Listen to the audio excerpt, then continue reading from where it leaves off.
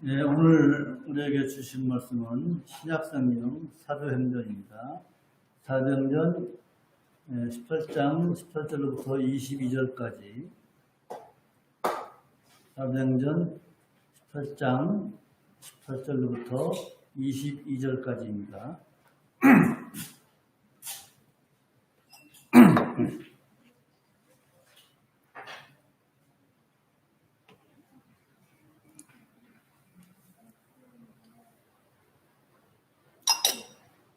찾으신 줄 알고 받들어 공부하겠습니다.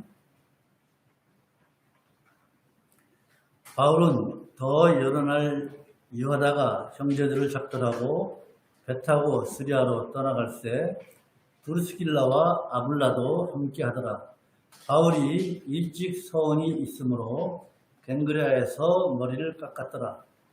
에베소에 와서 저희를 거기 머물러 두고 자기는 휘당에 들어가서 유대인들과 변론하니 여러 사람이 더 오래 있기를 청하되 허락지 아니하고 작별하여 가로되 만일 하나님의 뜻이면 너희에게 돌아오리라 하고 배를 타고 에베소를 떠나 가이사랴에서 상륙하여 올라가 교회의 안부를 물은 후에 안디옥으로 내려가서 여기까지 읽겠습니다. 아멘. 23절부터는 이제 제 3차 전도 여행이 되기 때문에 22절까지만 읽겠습니다. 여러분 모두가 한 주간 다 안녕하셨죠? 예, 코로나19가 침몰하고 있지만은 여러분의 건강한 모습 보고 참으로 하나님께 감사를 드립니다. 네, 지난 한 달은 또 우리가 구약을 봤습니다.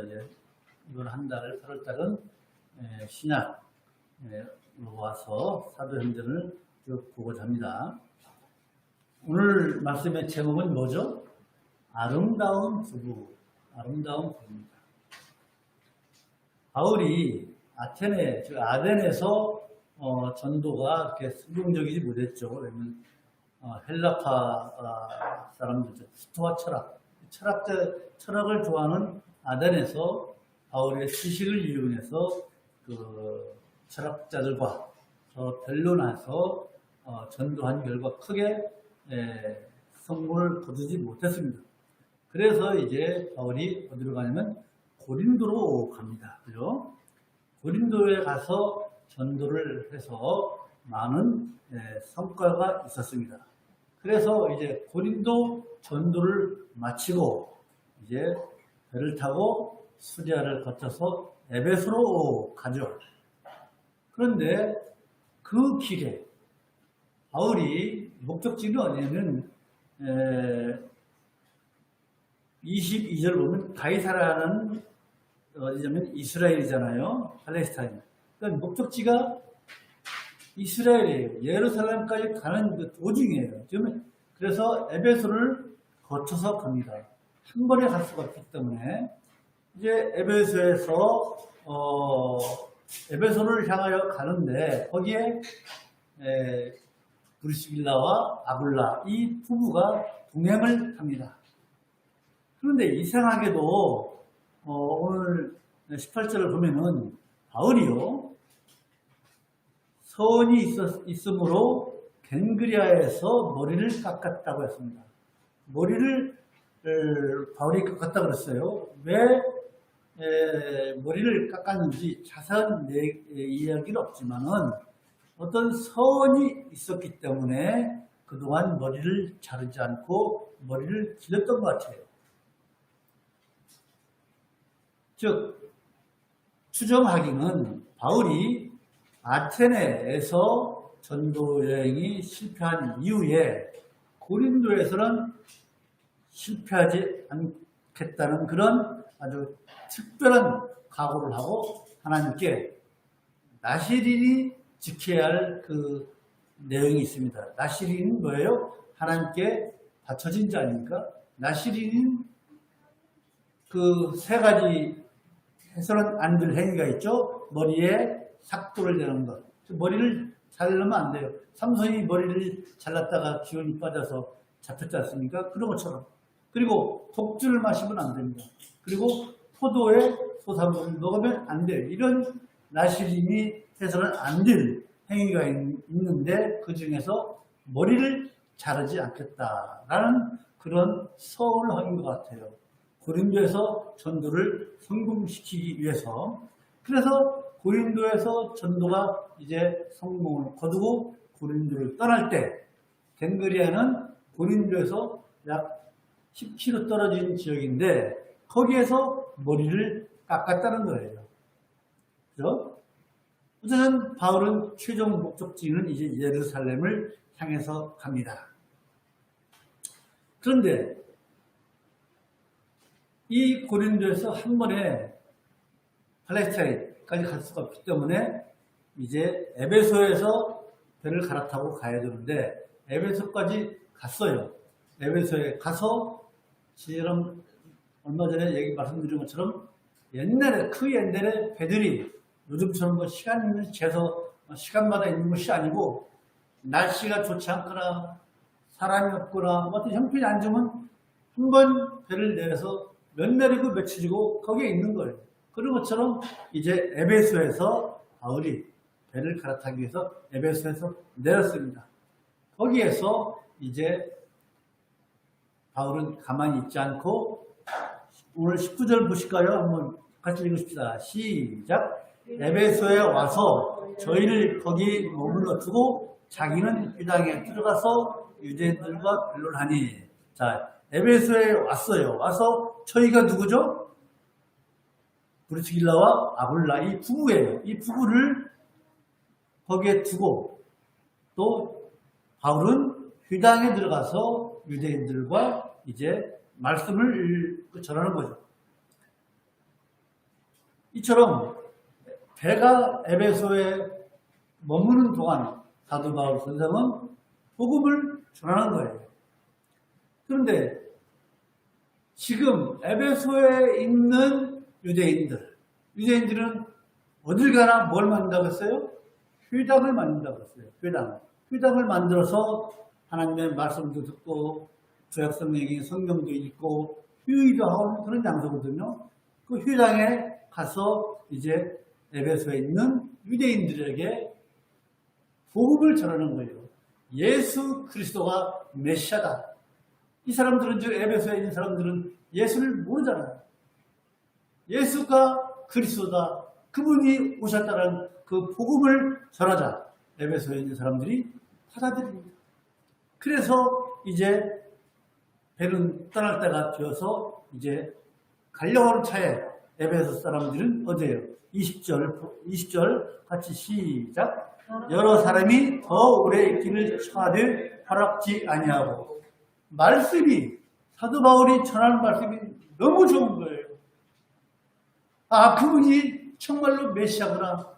나는 말씀을 받아들이고 에베소에 있는 사람들이 더 계셔서 말씀을 전하고 더 많은 사람들을 예수를 믿게 하십시오. 그런 뜻에서 이제 사도 바울이 더 있기를 청했지만은 21절 시작. 작별하여 가르되 만일 하나님의 뜻이면 너희에게 돌아오리라 하고 배를 타고 에베소를 떠나. 이처럼 이제 하나님의 뜻이라면 이제 다시 내가 돌아오고 있다. 다시 돌아오잖아요. 3차 여행 때.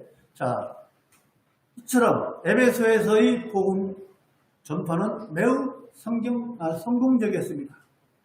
자, 오늘은 고린도에서부터 에베소까지 동행한 아름다운 부부 브리스길라와 아굴라에 관한 말씀을 드리고 그 부부의 행동이 우리 믿는 우리 부부들에게 어떠한 교훈을 주는지 살펴보고자 합니다. 그래서 오늘 말씀드릴 제목이 아름다운 부부예요. 자, 첫 번째로 여러분, 성도의 직업. 성도의 직업은 뭐예요? 복음의 확장을 위하여 하나님께서 주신 일인 것입니다. 믿으십니까? 여러분이 가지고 계신 직업은 하나님 나라의 확장, 복음의 확장을 위해서 여러분에게 주신 하나님의 일인 줄로 믿습니다. 바울이요, 고린도에서 이제 에베소로 갈 때 브리스길라와 아굴라가 함께 가죠. 이들은 사도 바울의 아주 참으로 막역한 그런 동역자고 직업도 같아요.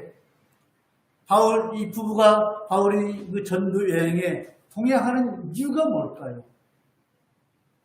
사도행전 18장 3절을 보실까요? 사도행전 18장 3절. 1절부터 3절까지 같이 읽읍시다.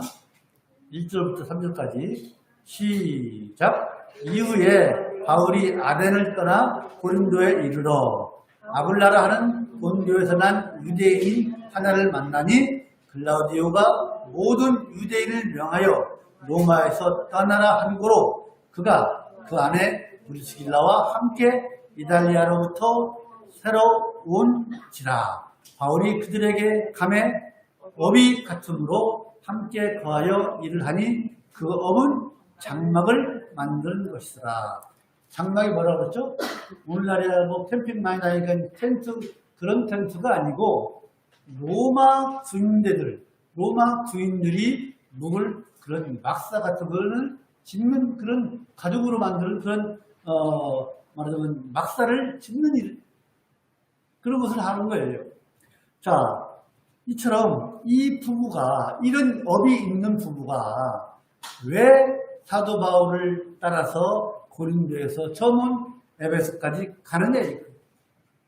그것은 말할 것도 없이 사도 바울의 전도 사역을 돕기 위해서 가는 거예요. 그런데 어떤 신학자는 또 이렇게 해석하는 사람이 있어요. 이 부부가 사도 바울과 업이 같으니까 에베소에 가서, 거기는 좀 더 큰 도시니까 에베소에 가서 천막을 만드는 일, 또 가죽 제품을 세부하는 그런 공장, 새로운 지점을 내기 위해서 간 거 아니냐라고 해석하는 사람도 있습니다. 이런 해석은 좀 더 너무 나간 해석이 아닌가 생각을 합니다. 어쨌든 이 부부가 에베소에 새로운 지점을 내든 뭐하든 그런 목적이 있다 하더라도 브리스길라와 아굴라 부부의 최종적인 진실한 목적은 선교였어요. 복음의 확장이었어요. 왜냐면은 이 부부는, 브리스길라와 아굴라는요, 그 당시에 학자인 아볼로 보십시오요. 사도행전 18장 24절 보십시다. 24절. 사도행전 18장 24절. 시작. 알렉산드리아에서 난 아볼로라 하는 유대인이 에베소에 이르니 이 사람은 학문이 많고 성경에 능한 자라. 이 사람을 가르쳐요. 그죠? 이 사람을 가르쳐요. 이 브리스길라 아굴라로 하는 부부가 그 뒤에 나옵니다. 26, 27절. 자, 이런 정도로 성경에 관해서 믿음이 좋은 브리스길라와 아굴라의 부부가 복음을 위해서 사도 바울을 따라서 에베소까지 가는 거예요. 이 부부의 모습이 얼마나 아름답습니까? 복음을 위해서, 물론 세상적으로 지점을 더 내기 위해서 했는가는 모르지만 복음을 위해서 이처럼 사도 바울을 에베소까지 따라가는 것은 정말로 보통 신앙 아니고는 이렇게 할 수가 없다. 그래서 아름다운 부부인 것입니다. 여러분, 이 브리스길라와 아굴라의 이 부부의 모습을 보면서 오늘날 우리 성도들의 부부의 모습이 어떠하는지를 우리에게 잘 보여주고 있습니다. 부부가 어떻게 살아야 하는지를 우리에게 보여주고 있는 거예요. 이러한 모습이 진정한 성도의 부부의 모습인 줄로 믿습니다. 직업을 통해서 자신들의 그 천막을 만드는 그 직업을 통해서 하나님의 일을 하는데 아주 열심히 했습니다. 여러분, 그런데 오늘날 이 믿는 사람들 중에, 우리들 중에는요, 자기가 가진 직업과 성도로서의 사명을 그 관계, 자기가 가진 직업과 성도로서의 사명을, 그 관계를 잘 모르고 사는 성도들이 많이 있다는 게 문제예요. 무슨 말이냐면은, 신앙은 신앙대로, 직업은 직업대로 무엇이 우선순위인지를 모르고 살아간다는 거예요. 직업은 직업인 것이고 믿음은 믿음인 것이고 이게 아니에요. 성도의 직업은요, 분명히 얘기하지만 이 땅에 직업으로서 완성되는 것이 아닙니다. 왜냐하면요, 우리 그리스도인들은요, 우리 성도들은요, 하나님의 은혜와 성령의 도심으로 우리 모두가 중생한 사람입니다. 중생한 사람. 그래서 우리 성도들은요, 땅에 속한 자들이 아니고 우리는 어디에 속한 사람들입니까? 하늘에 속한 사람들입니다. 요한복음 15장 19절을 보면요, 한번 보실까요? 요한복음 15장 19절. 요한복음 15장 19절.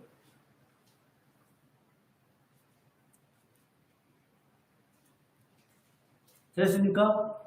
예, 시작. 너희가 세상에 속하였으면 세상이 자기의 것을 사랑할 터이나 너희는 세상에 속한 자가 아니요 도리어 세상에서 나의 택함을 입은 자이고 세상이 너희를 미워하느니라. 예수님 말씀이 무슨 말씀이냐? 우리는 예수님의 것이다. 우리는 예수님의 것이다. 그래서 우리의 나라는 하늘에 있다는 거예요. 우리의 나라는, 우리의 왕은 예수 그리스도라고 해요. 그래서 우리 성도들은 자신의 정체성을 확실히 알아야 됩니다. 나의 정체성이 뭔가? 우리의 정체성은요, 하늘에 속한 자라는 거예요. 하늘에 속한 자. 하늘에 속한 사람, 우리 성도들은요, 추구하는 것이 달라야 됩니다. 우리의 목표가, 우리의 우선순위가 달라야 됩니다. 어떻게 해요? 우리 믿는 사람들은요, 세상법도 지켜야 하지만 우리 믿는 사람들은요, 지켜야 하는 법이 다르지 않습니까? 이 성경 말씀을 우리 또 지켜야 하는 그런 성도들 아닙니까? 히브리서 11장 16절은요, 성도의 정체성에서 잘 말씀하고 있습니다. 보실까요? 히브리서 11장 무슨 장이라고 하죠? 믿음장이라고 하잖아요. 히브리서 11장 16절 보십시다.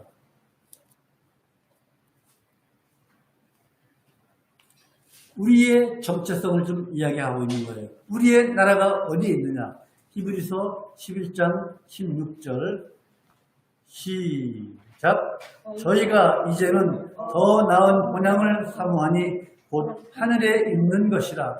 그러므로 하나님이 저희 하나님이라 일컬음을 받으심을 부끄러워 아니하시고 저희를 위하여 한성을 예비하셨느니라.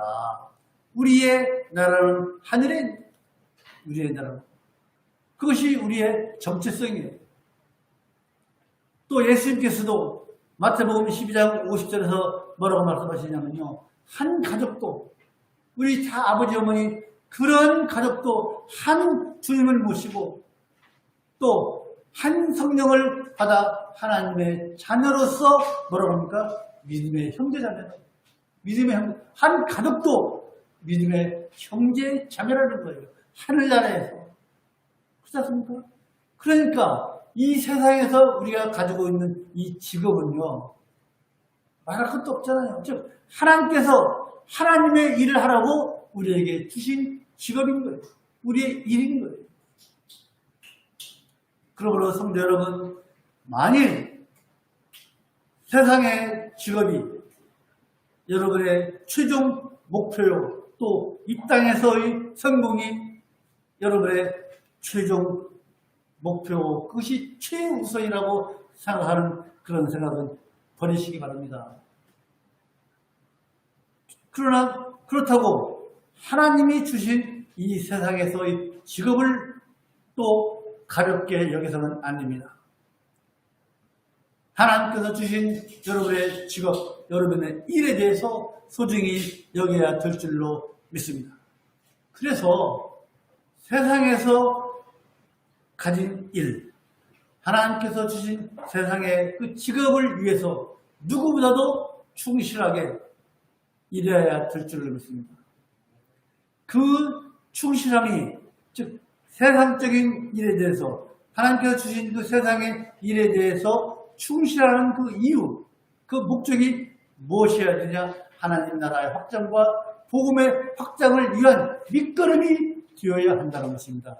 여러분이 가지고 계신 일, 여러분이 하고자 하는 일, 여러분께서 다니시고 있는 그 직장의 일들이 거기에 충실해서 복음의 확장, 하나님 나라의 확장하는 데에 밑거름이 되어야 될 줄로 믿습니다.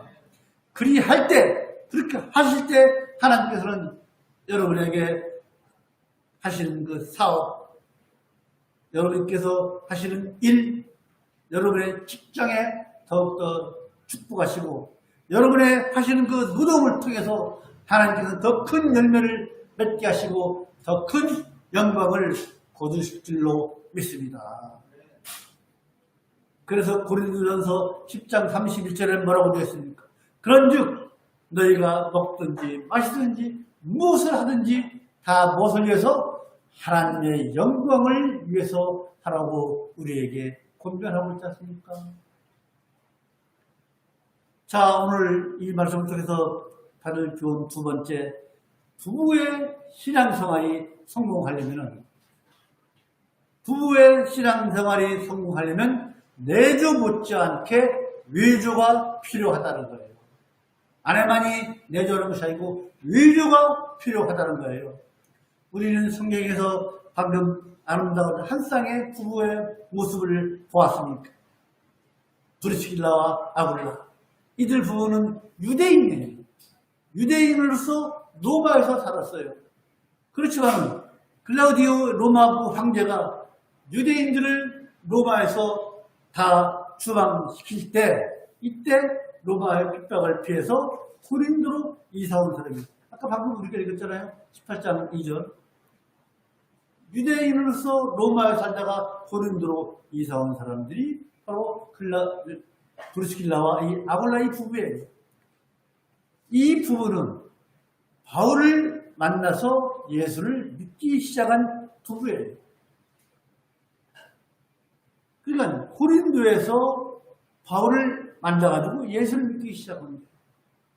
그래서 예수를 믿고 이것이 진리구나 하고 이제 바울을 돕는 것 아닙니까?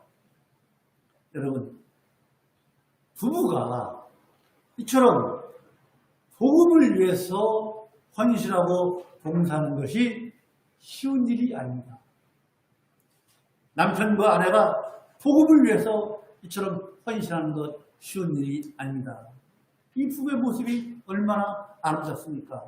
우리는 그냥 그동안 브리스길라, 아굴라 이렇게만 알았지만 이 부부의 그 신앙의 모습, 사도 바울을 도와서 이처럼 먼 길을 여행하고 그를 물질적으로 물심양면으로 도우는 것 쉬운 일이 아닙니다. 그래서 이 부부는요, 브리스길라와 아굴라는요, 예수 그리스도를 믿는 모든 부부에게 모범이 되는 부부인 줄로 믿습니다. 자, 그런데 여러분, 이 브리스길라, 아굴라, 누가 아내죠?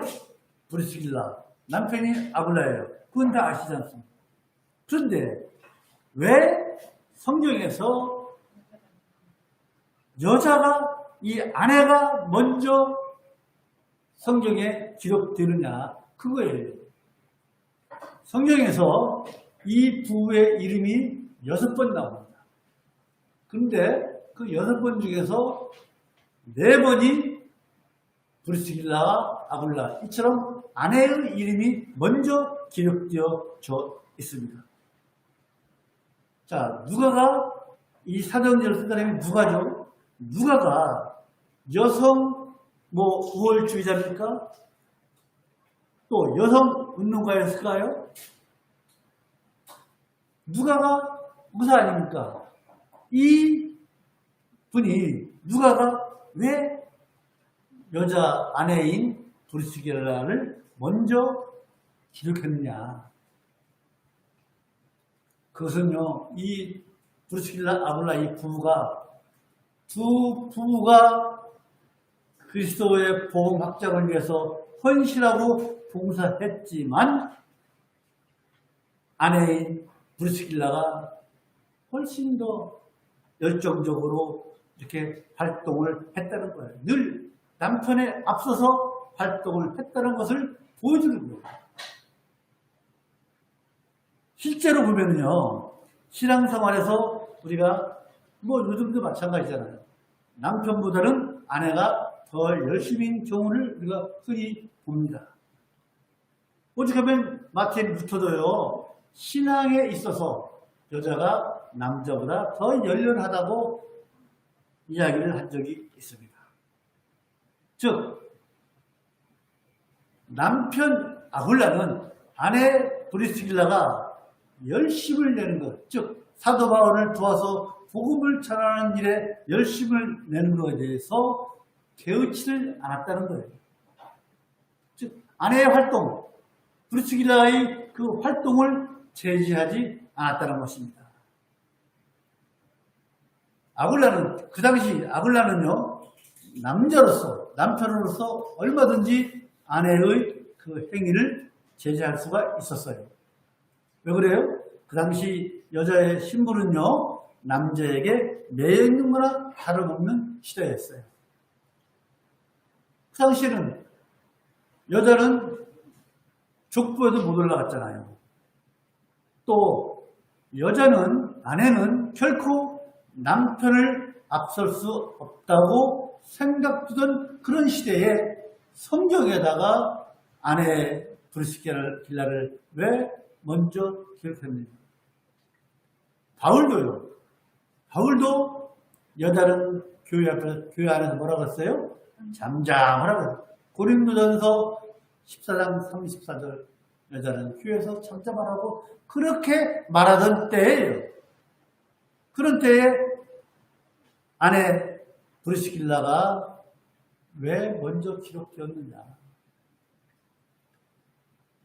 아굴라가 아내를 제지했다면 브리스길라는 주님의 일을 위해서 그렇게 열심을 내지 못했을 거예요.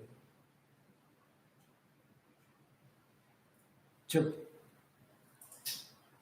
브리스길라의 이름이 먼저 기록된 것은 남편인 아굴라의 전폭적인 지지가 있었다는 거예요.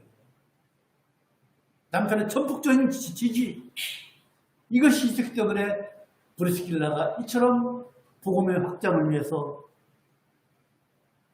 열렬히 바울을 지원하고 주님의 일을 했다는 거예요. 남편된 우리 성도 여러분은요, 이 아굴라의 배려, 아굴라의 아내 브리스길라에 대한 그 배려를 보시고 어떻게 생각이 되십니까? 아굴라가 바보처럼 느껴지십니까? 아니면 남자 강실은 아굴라 혼자 다 시킨다고 생각이 드십니까? 어떻게 생각되십니까? 아니면 정말로 아굴라야말로 남편이 취해야 할 올바른 신앙의 태도라고 생각이 되십니까? 어떤 생각이 드십니까? 아굴라는요, 정말로 아내를 배려하는 그런 마음, 그런 신앙의 태도로 아내를 지원한 것입니다. 그런데 오늘날 실제로 남편들, 성도들을 보면요, 요즘 남편들은 사회생활을 하는 관계로 하나님의 일을 하는 데에 많은 제약이 따릅니다. 많은 사람을 또 만나야 되고 시간 여러 가지 제약이 있습니다. 그럼에도 불구하고 남편들도 주를 위해서 하나님의 일을 해야 될 줄로 믿습니다. 직장이나 뭐다 해서 주의 일을 할 수가 없다, 내가 시간이 없다, 그런 핑계를 댈 일이 아닌 거예요. 남편들이 시간이 없어서 직장 일로 인해서 적극적으로 주님의 일을 할 형편이 못 된다면은 할 수 있는 일이 뭐예요? 할 수 있는 일은 오직 열심히 있는 아내를, 아굴라처럼 열심히 있는 아내를 도와서 아내가 주님의 일을 할 수 있도록 헌신적으로 외주하는 거예요. 남편들이 외주하는 것입니다. 아내들이 열심히 믿음 생활을 할 수 있도록. 그런데 이런 경우도 있어요. 같이 신앙생활 하면서 남편이 아내가 조금이라도 열심을 내면 오히려 믿지 않는 사람보다도 더 싫어하는 그런 경우도 있어요. 주일날 딱 부부가 교회에 나와서 예배 드리고 가고 그걸 끝이에요. 더 이상 하는 걸 싫어해요. 그런 남편들도 있습니다. 여러분, 주의 일을 한다고 해서, 하나님의 일을 한다고 해서 가정을 소홀히 해서는 안 되겠죠.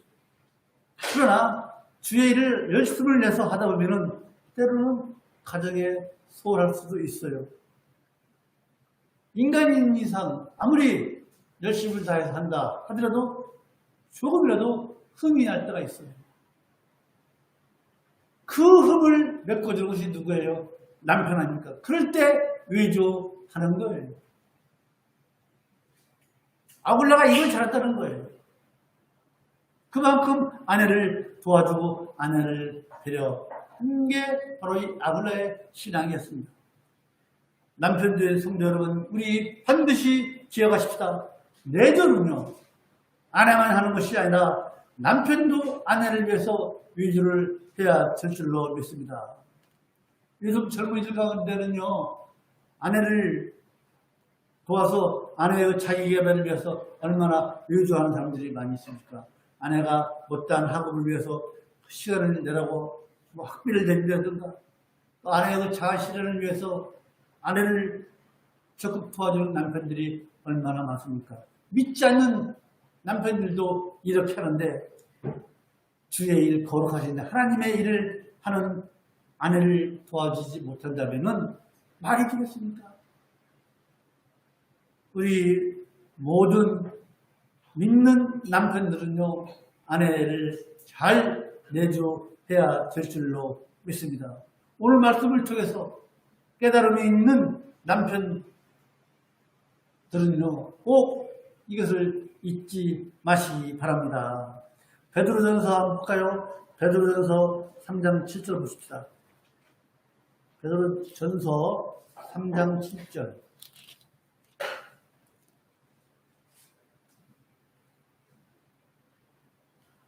찾으십니까? 베드로전서 3장 7절 시작. 남편된 자들아, 이와 같이 지식을 따라 너희 아내와 동거하고 저는 더 연약한 그릇이요 또 생명의 은혜를 유업으로 함께 받을 자로 알아 귀히 여기라. 이는 너희 기도가 막히지 아니하게 하려 함이라. 무슨 말씀이세요? 남편 사랑하라는 얘기죠. 네. 남편 된 사람들아, 이와 같이 지식을 따라는 뭘? 여러분이 가지고 있는 이런 세상적 지식입니까? 아니에요. 여기서 지식을 따라라는 것은 뭐예요? 저는 더 연약한 그릇이요 나오죠? 여자는, 아내는 남편보다 더 연약한 그릇이다. 잘못하면 깨지는 그릇이다라는 것을 아는 것. 이것이 그 지식을 따르는 거예요. 그 지식이라는 것은 아내가 더 연약하다, 더 깨지기 쉬운 그릇이라는 것을 아는 지식을 따라 아내와 동거하고 저는 더 연약한 그릇이요 또 생명의 은혜를 유업으로 함께 받을 천국을 유업으로 함께 받을 자로 알아. 어떻게 얘기해요? 귀히 여기라. 아내를 귀히 여기라. 이는 왜 아내를 더 연약한 그릇이요 귀히 여기라 하면은 이는 너희 기도가 막히지 않게 하기 위해서. 여러분, 부부가 서로 다투거나 부부가 둘 중에 하나가 이기주의거나 고집부터이면요 기도가 됩니까? 안 됩니까?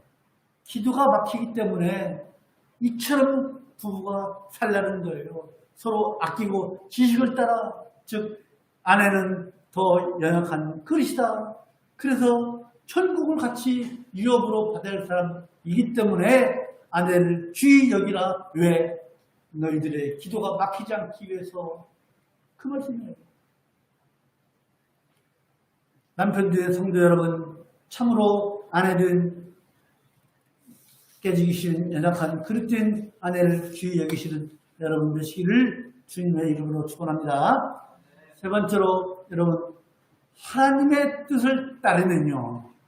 하나님의 뜻을 따르면 시련은 있습니다. 시련이 있습니다. 세상이 미워한다고 그랬잖아요. 예수님께서. 하나님의 뜻을 따르면 시련은 있을지 모르나 실패는 없습니다. 보십시다. 에베소 성도들이 바울이 더 있기를 원했지 않습니까?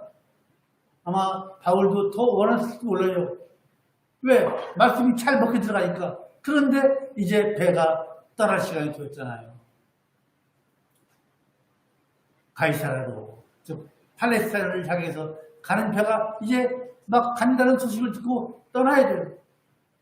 에베소를 떠나면서 이제 사람들이 더 오래 있기를 청하니까 바울이 하는 말씀이 만일 하나님의 뜻이면 너희에게 돌아올 것이다 라고 말하고 떠나죠. 그렇죠? 바울 사도의 이 말씀은요, 모든 일은 사람이 원하는 대로 하는 것이, 되는 것이 아니라 하나님의 뜻대로 된다고 말씀하고 있는 거예요. 하나님이 원하시면 다시 너에게 돌아올 것이다. 다시 돌아왔잖아요. 여러분, 사도 바울은요, 언제나 하나님의 일을 하면서 자신의 뜻이 아니고 하나님의 뜻에 따라 움직인 사람입니다. 자신의 영광이 아닌 하나님의 영광을 위해서 살았던 사도 바울 선생입니다. 매사를 하나님의 뜻에 따라 행했던 그 사도 바울 선생의 삶이 어땠습니까? 모든 일이 형통했습니까? 모든 일이 하나님의 뜻에 따라 했다고 해서 모든 일이 다 잘되고 형통했습니까? 아니지 않습니까? 사도 바울 선생은요, 동족으로부터, 유대인들로부터 얼마나 핍박을 받고 로마로부터 얼마나 채찍을 맞고 협박당하고 폭력당하고 조롱당하고 수없이 많은 매를 맞고 죽음의 공포를 넘겼습니까? 그것이 고린도후서에 나오잖아요. 고린도후서 11장 보십시다. 고린도후서 11장. 자, 하나님의 뜻에 따라서 삶을 살았던 사도 바울 선생이 어떻게 살았는지 고린도후서 11장 23절로 27절까지 제가 읽을게요. 한번 들어보십시오. 자, 찾았죠? 고린도후서 11장 23절로 27절까지 하나님의 뜻에 따라 산 사도 바울 선생의 삶. 제가 읽겠습니다. 저희가 그리스도의 일꾼이냐? 정신없는 말을 하거니와 나도 더 그러하도다. 자, 지금부터 내가 수고를 넘치도록 하고 옥에 갇히기도 더 많이 하고 매도 수없이 맞고 여러 번 죽을 뻔하였으니 유대인들에게 40에 하나 감한 매를 5번 받았고 왜 40에 감한 매를 맞냐? 40대까지 때려야 되는데 술을 세다가 잘못 세가지고 마음으로 한 대 때리면 그 때린 사람이 죄예요. 그래서 40대에서 하나 감한 39대를 맞은 것이 5번 맞았으며 이후절 3번 태장으로 맞고 1번 돌로 맞고 3번 파산하는 일. 배가 가다가 3번이나 배가 파산당했어요. 일지야를 기품에서 지냈으며 26절 여러 번 여행에 강의 위험과 강도의 위험과 동족의 위험과 이방인의 위험과 시내의 위험과 광야의 위험과 바다의 위험과 거짓 형제 중에 위험을 당하고 또 수고함을 애쓰고 여러 번 차지 못하고 줄이며 목마르고 여러 번 굶고 춥고 헐벗었노라. 이 일은 고사고 이처럼 하나님의 뜻에 따라 산 사람이 이처럼 고생을 한 것 아닙니까? 그런 삶이었어요. 사도 바울 선생이 하나님의 뜻에 따른 삶이. 여러분 그렇다고 해서 사도 바울의 삶이 실패한 삶이었습니까? 아니잖아요. 사도 바울 선생의 삶은 실패한 삶이 아니었습니다.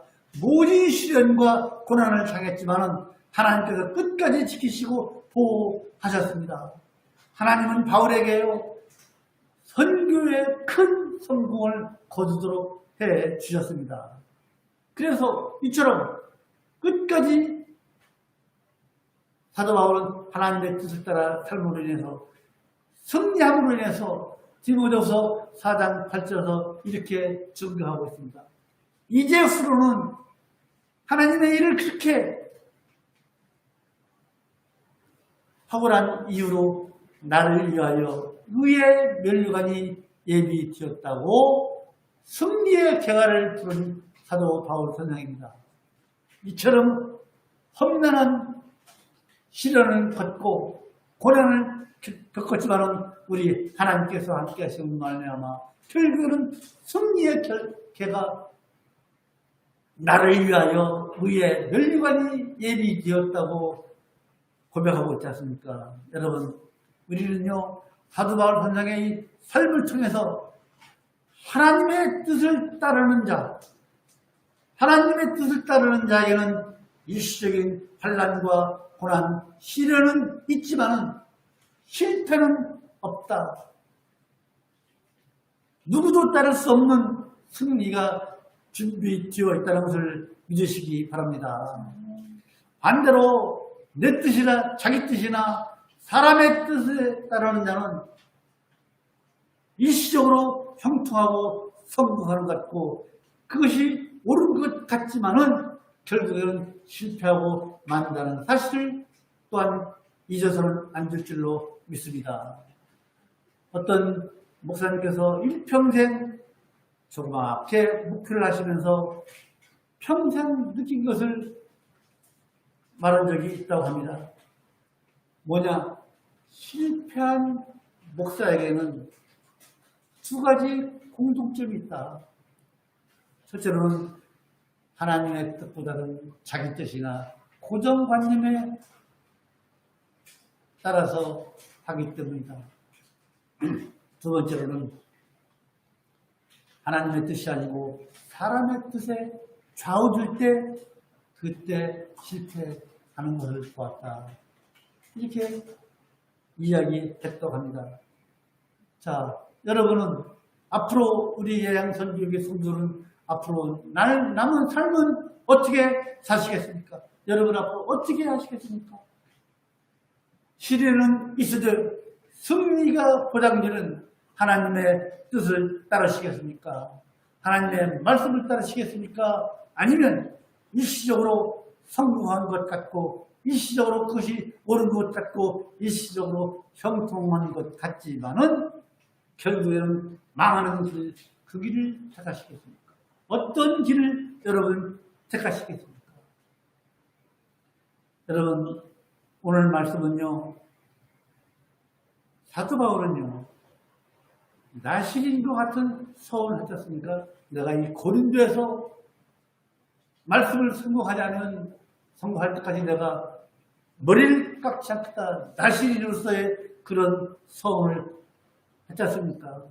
죽기를 각오하고 선교를 했습니다. 고린도에서. 이처럼 철저한 결단과 각오를 한 후에도 머리를 깎지 않고 나시린으로서 말씀을 복음을 전하겠다고 각오를 한 후에도 그는 자기 뜻대로 행동하지 않고 오직 하나님의 뜻에 따라 움직였습니다. 그래서 바울은 성공적으로 선교 사역을 감당할 수 있었습니다. 여러분 세상에서 또 여러분의 속한 그 직장에서 치열하게 싸우십시오. 선한 싸움을 싸우십시오. 세상이 되었든 직장이 되었든 어디에 계시든 여러분 성도로서 믿는 사람으로서 치열하게 선한 싸움을 싸우십시오. 그리고 그런 치열한 선한 싸움을 싸우는 중에 여러분의 인생에 있어서 중요한 모든 선택의 길, 선택의 시간에 오직 여러분 하나님의 뜻에 의뢰하시는 여러분이 되시기를 간절히 소망을 합니다. 일시적인 시련이 있으나 궁극적으로 결과적으로 종래에는 승리의 면류관을 여러분에게 띄워 주실 것을 믿고 사시는 여러분이 되시기를 간절히 소망을 합니다. 마지막으로 고린도후서 4장 16절, 17절을 읽고 마치겠습니다. 고린도후서 4장 16절, 17절.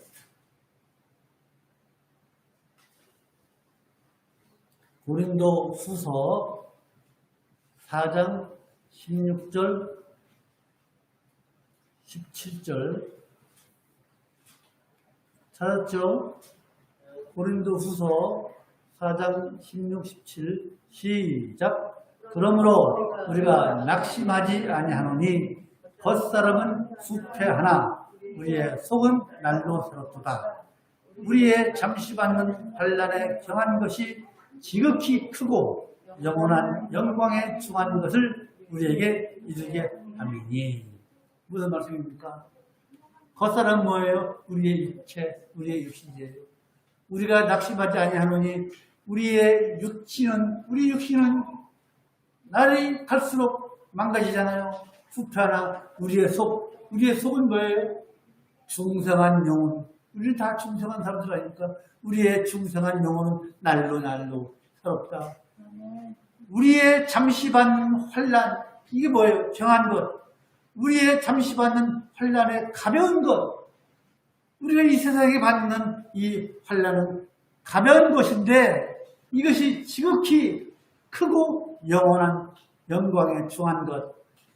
우리의 세상에서 받는 가벼운 이 환난이 그 가벼운 환난에 비해서 우리가 받을 영광, 저 하늘나라에서 받을 그 영광이 너무나 크기 때문에 이 세상에서 받는 환난에 경한 것이 우리가 장차 받을 그 영광과는 비교할 수 없다는 거예요.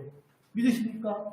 우리가 이 세상에서 받는 인생으로서 받는 그 환난의 작은 것이 우리가 장차 받을 하나님 앞에서 받을 영광의 의에 면류관 생명의 면류관을 생각하면 비교할 수가 없다는 거예요.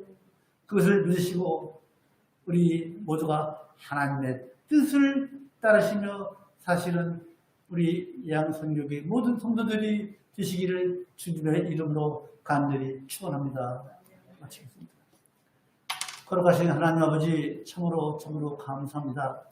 코로나19가 창고라에서 저희를 어둡게 하지만은 거룩한 주님의 날 저희들은 예배당에 모여서 또 온라인으로 아버지 앞에 예배 드렸사오니 하나님 아버지 예배를 드리는 모든 성도들, 가정들 주님 지켜주시고 그들의 앞날에 택해야 할, 초이스해야 할 선택의 시간이 있을 때에 하나님의 뜻을 따르는 그런 우리 모든 성도들 되어서 이 생에서 이 받는 잠시간의 경한 그 환난이 장차 받을 우리의 의의 면류관, 생명의 면류관을 가질 것을 소망하면서 믿음성을 잘하는 우리를 되게 도와주시옵소서. 예수님의 이름으로 기도하였사옵나이다. 아멘.